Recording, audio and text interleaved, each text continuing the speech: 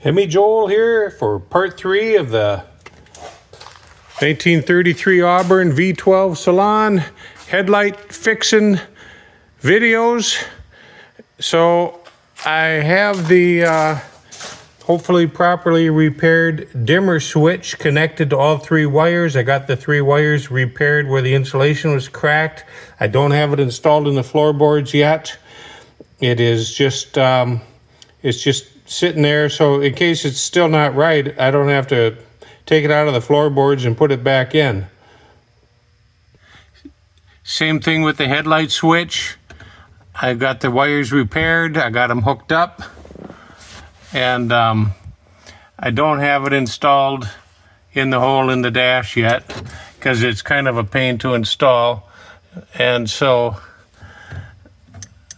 now I'm going to connect up the battery and we're going to give it a try. Okay, I got the lights down low. I got the battery connected. I have not tested or rehearsed, so we're going to find out live if the headlights are going to work.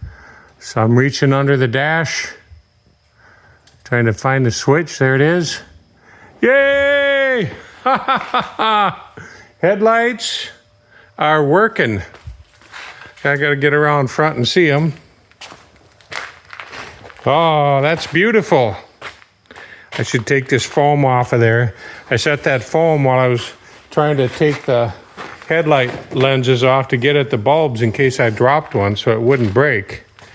So, yeah, very good. Now, I'm going to go over here to the dimmer switch, which is temporary under the hood instead of in the floorboards. Oops.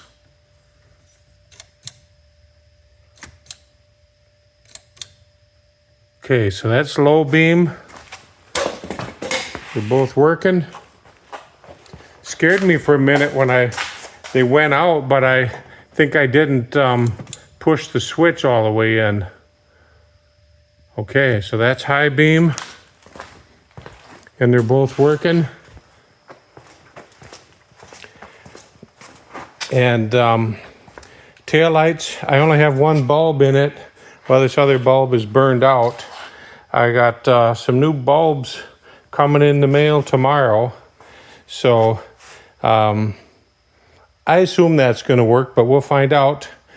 I would call this mission a success.